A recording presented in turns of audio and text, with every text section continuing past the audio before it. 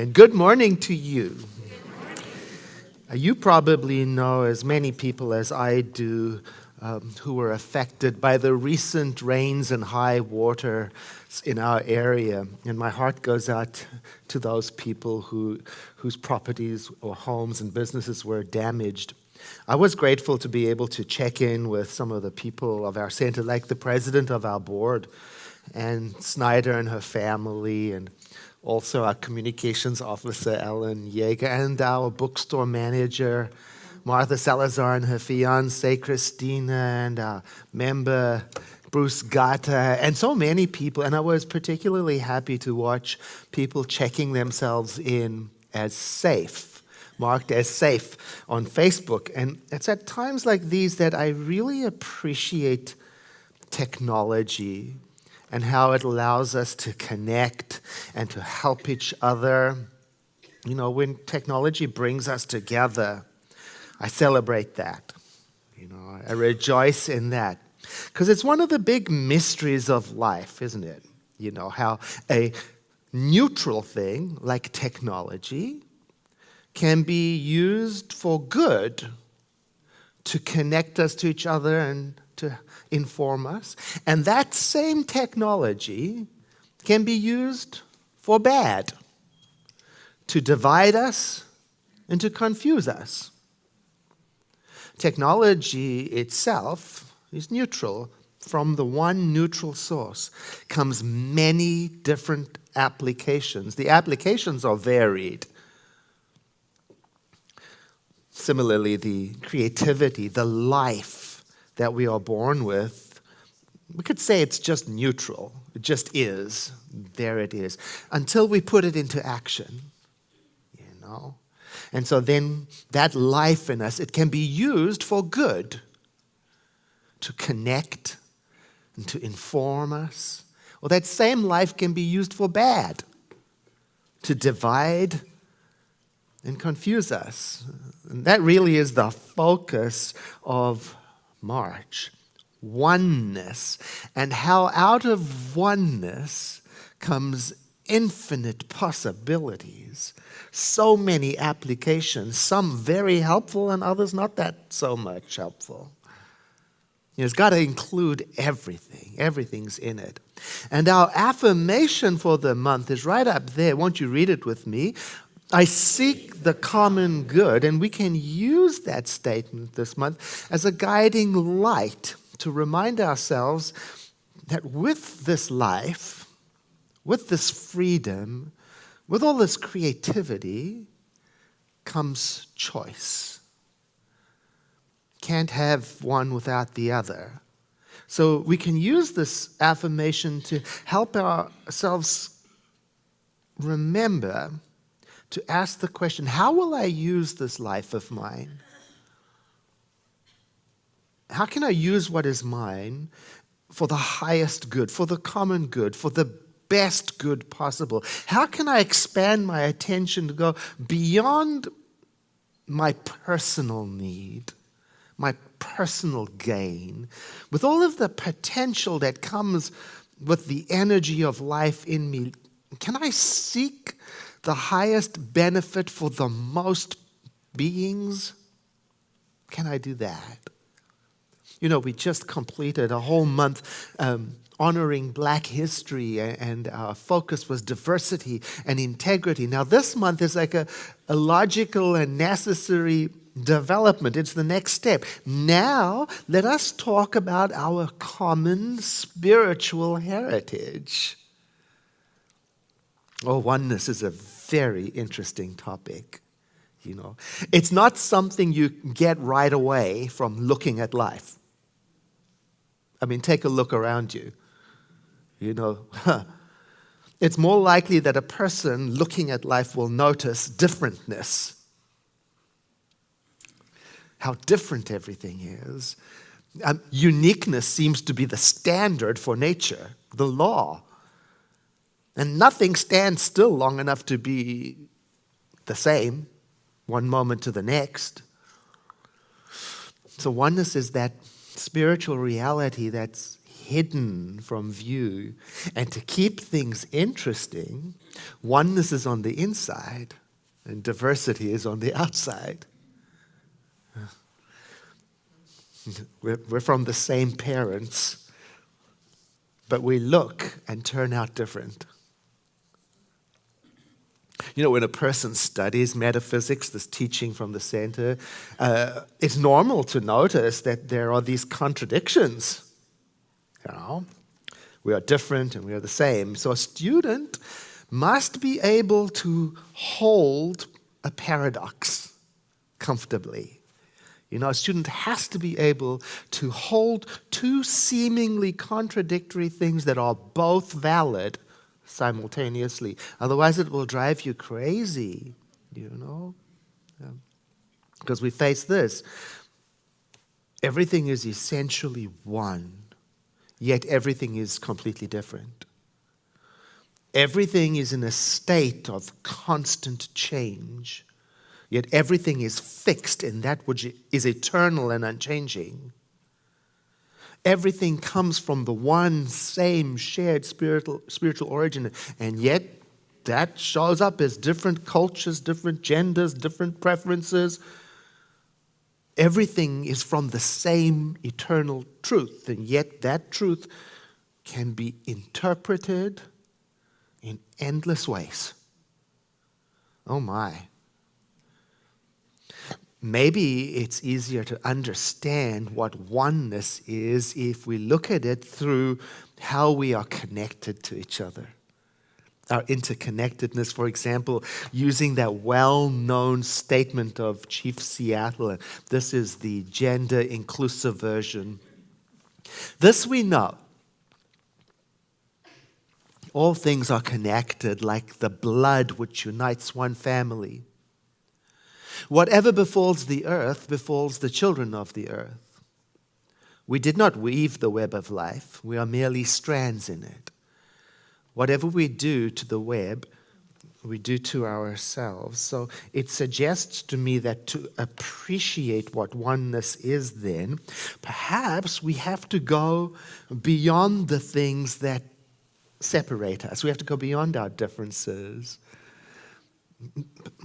Perhaps go even beyond our cultures and nationalities, go even beyond our political affiliations, even beyond our genders and beyond our religion, beyond everything, and try to understand at all times that what I do to you, I'm doing to me.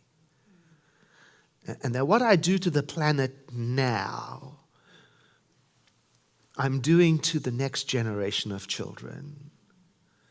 And that what I do to the animals, I'm doing to all of life. It's big. Now, the recommended book for this month, Beyond Religion, is very helpful in sorting this all out. Oh, it's so good. And in chapter 1, His Holiness the Dalai Lama starts with a very bold statement. He says, I'm a man of religion, but religion alone cannot answer all of our problems. Whoa. And then he goes on to explain this. And he explains it in a way that is quite similar to what we teach here at the Center for Spiritual Living. Because here we teach that divinity is the self-givingness of life to itself. And what that means is that divinity, or God if you prefer that word, divinity never withholds itself. In other words, it's equally available and present evenly for all the time. It's what we do with that individually that makes it personal and diverse and complicated. And in chapter 1, he explains how he got to the statement, His Holiness the Dalai Lama was at a formal ceremony. It was the dedication of a new Buddhist temple in Bihar. Bihar is a city, a town in northern India. It's very densely populated and very poor. Now, the chief minister, who was a friend of the Dalai Lama, in his speech at this dedication of the new temple, he expressed his convictions that with the blessings of the Buddha, Bihar, the town, would now prosper. Well, His Holiness the Dalai Lama, he had his turn to speak, and when he got up to speak, he said something very interesting. He said, and he said he was half joking, he said that, and I quote, "If the city's prosperity depended solely on the blessings of the Buddha, it really should have prospered a long time ago." Now, I want to read that again. If that city's prosperity depended solely on the blessings of the Buddha, it really should have prospered a long time ago. Now, we can personalize that. We can say, for example, if your happiness,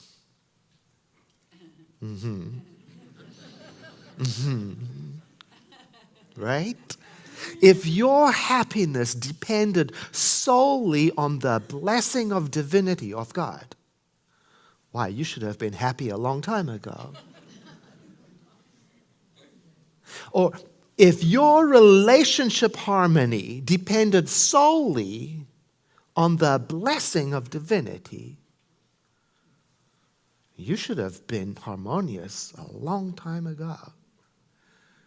Now, the hidden meaning in that is that the blessing of the divine is already and always given, and it's what we do with it that becomes personal. It's what we do with the blessedness of life is how oneness becomes endless possibilities. It's for that reason that we do not teach people to ask for God's blessings. It's already given. We do not teach people to ask for God's favor. It's already given. We do not teach people to ask for God's approval. It's already given. To ask for God's healing. It's already given. Instead, we teach people to bring themselves consciously into alignment with the blessedness that is already, and then to live their lives from that oneness and holiness now and in every moment. To ask ourselves, what would this blessedness have me do? What would this oneness want me to say?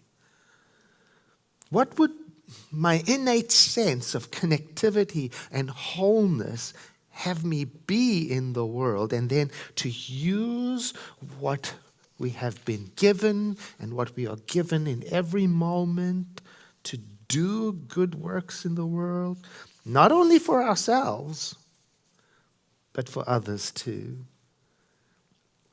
And His Holiness goes on to explain his reason why he thinks that religion alone won't solve our problems by saying that there isn't a good reason for Bihar to be impoverished.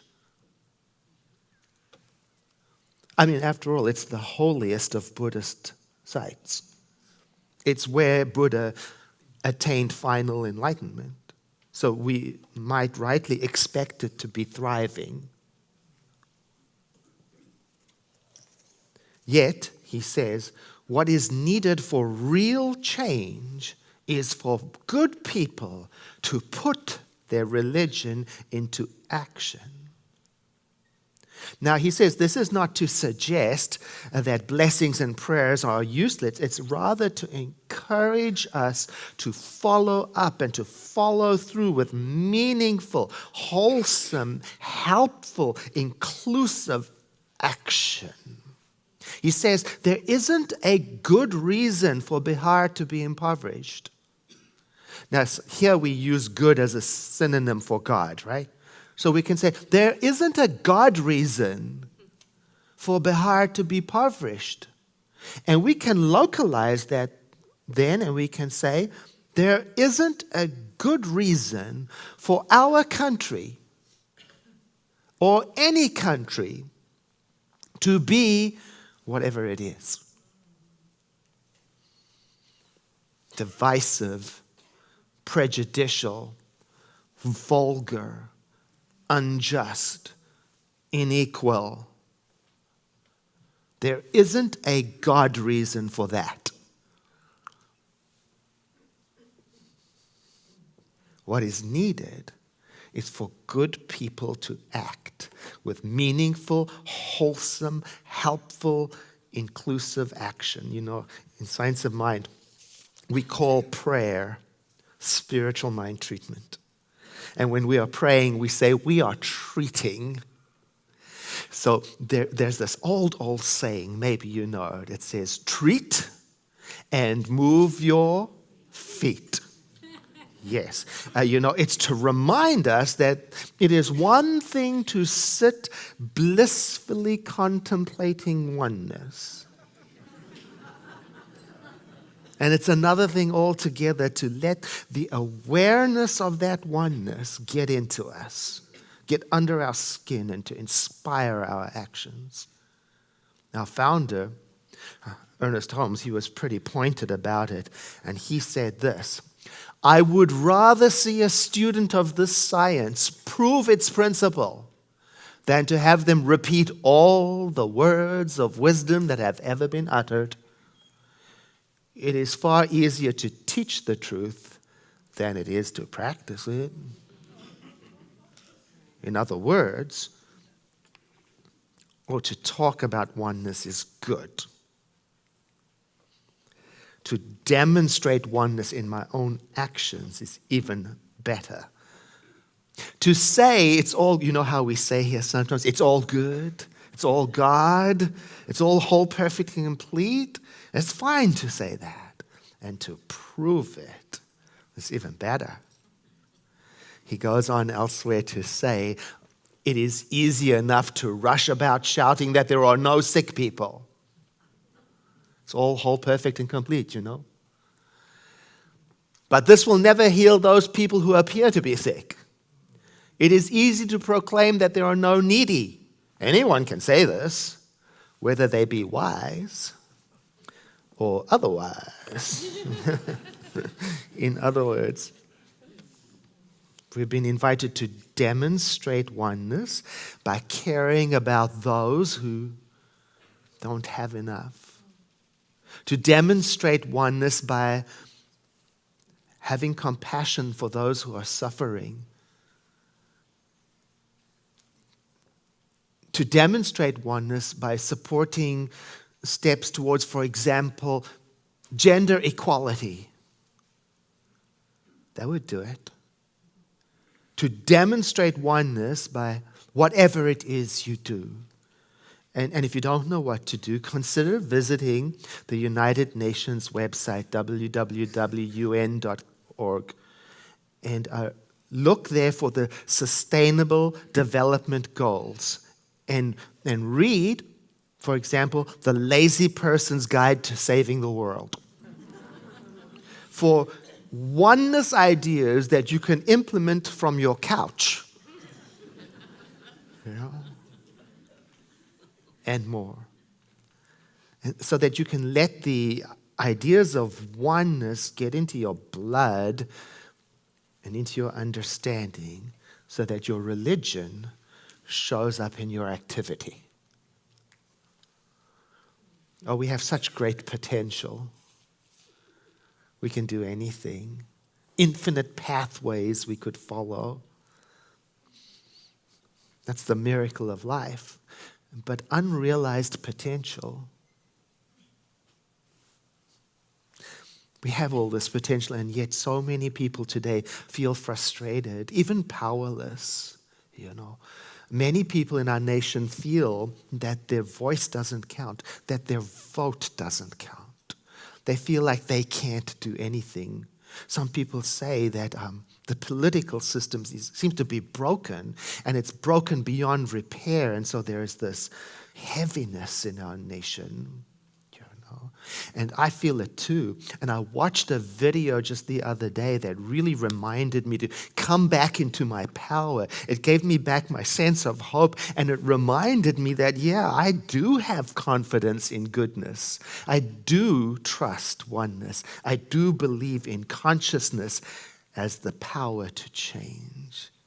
Now, the video I watched was from the organization named Represent.us. It looks like Represent Us. Now, I don't know enough about that organization, and I won't until I've researched it more, but I loved the video, and what I loved about the video is it reminded me that a solution to repair our political system is most likely going to have to include all of us.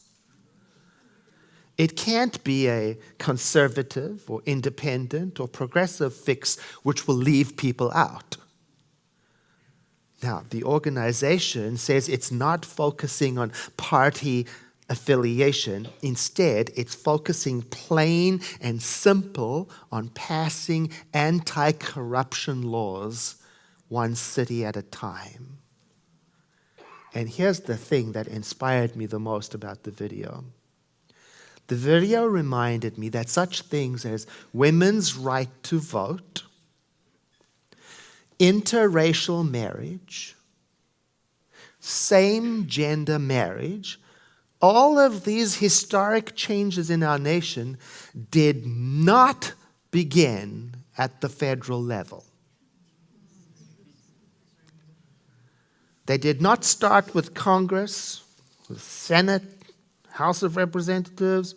They did not start with the president or the Supreme Court. It all started with one state at a time passing a law, and then another state, and then another, until a landslide of change resulted in a nation's change.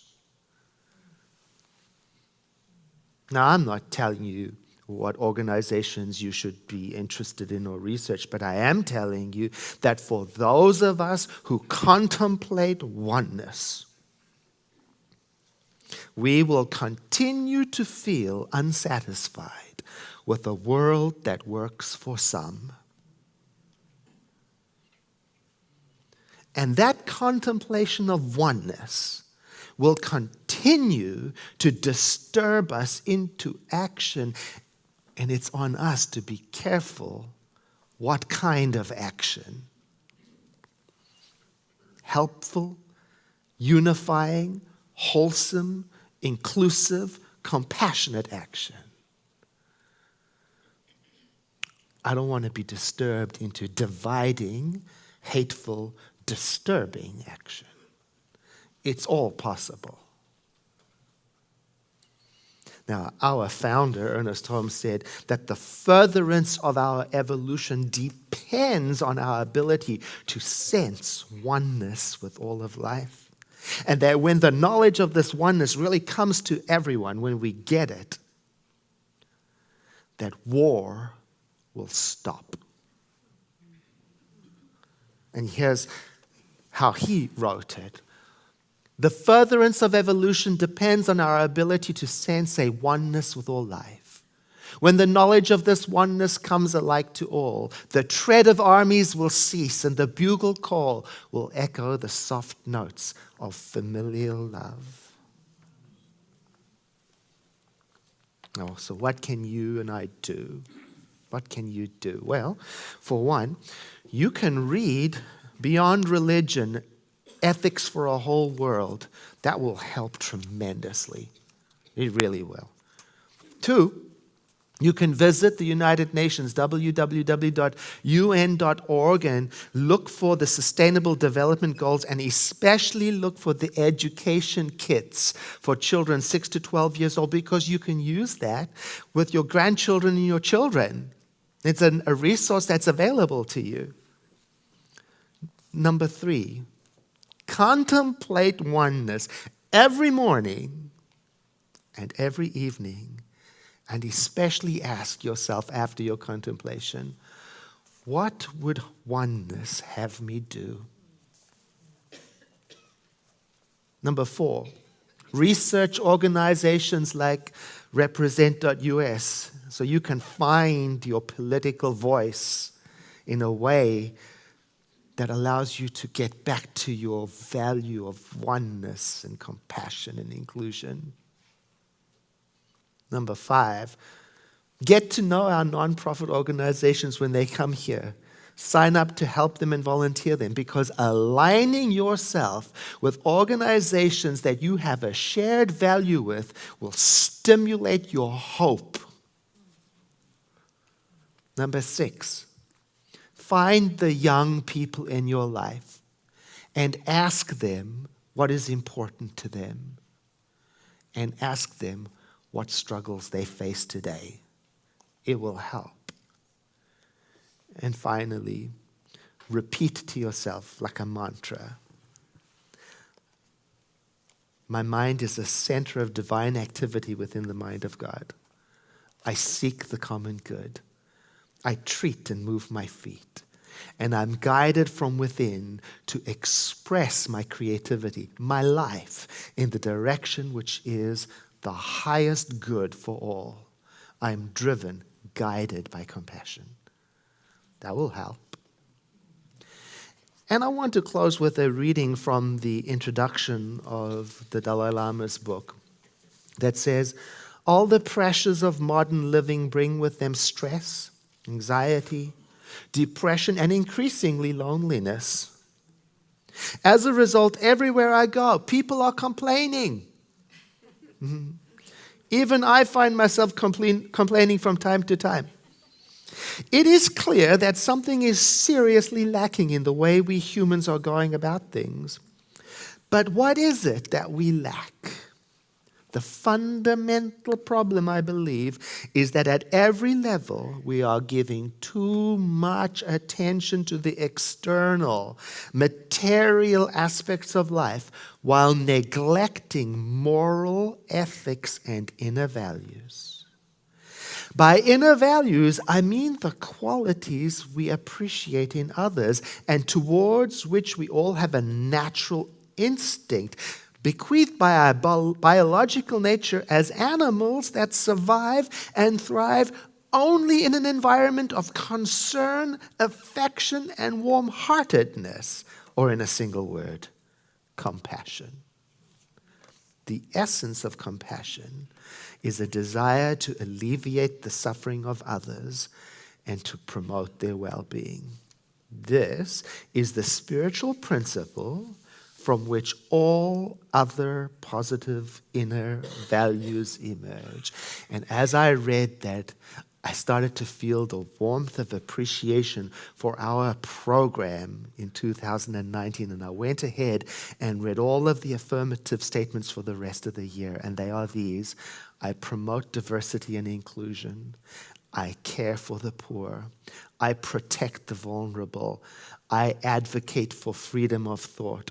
I appreciate other nations and people. I love our planet. I cherish the human family.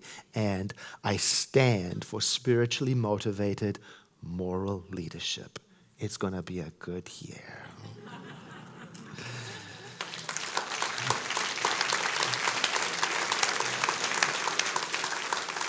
I invite you to breathe in with me. As you exhale, let your eyes close if that's comfortable, as we turn our attention within, letting go of all considerations for a moment. We turn our attention to that which has always been present in us and around us, the living Spirit Almighty, that which we know as our own lives, that we understand as our own love. Our lives and our love, our creativity coming from that which is endless and perfect. By perfect, I mean it is not diluted or affected yet by any kind of change or application, and I appreciate the power that I have to use my creativity, my consciousness, my imagination in any way I want. And so I rededicate myself now to express my life in ways that connect, that uplift other people. I shake from me all sense of gaining advantage over others of positioning myself in a more favorable light. And I surrender to the harmony that my soul yearns for. I know this is mine to do, and I know that each person here has their own work to do and their own path to follow, and so I celebrate it all.